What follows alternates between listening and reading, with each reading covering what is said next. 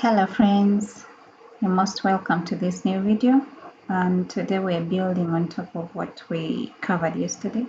So yesterday we covered creating a pivot table from scratch.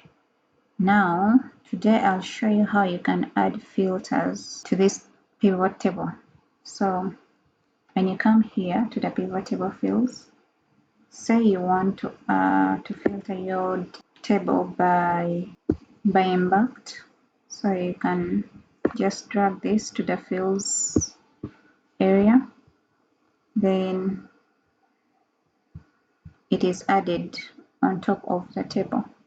Now you can just come to this drop down button and then you can select this and say OK. So the value that is now computed here is belonging to embarked plus C.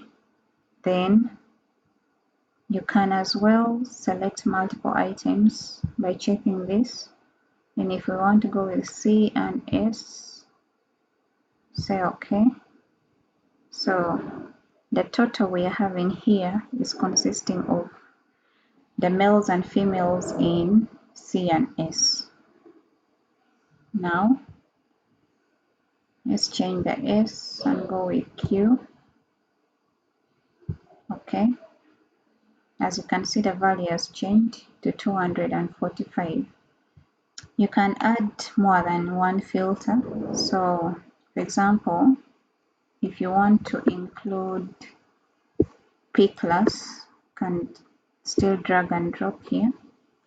It's also added that side. So assuming you do away with this, select multiple and say you want to see the passengers in embarked C and those in the class, in the first class.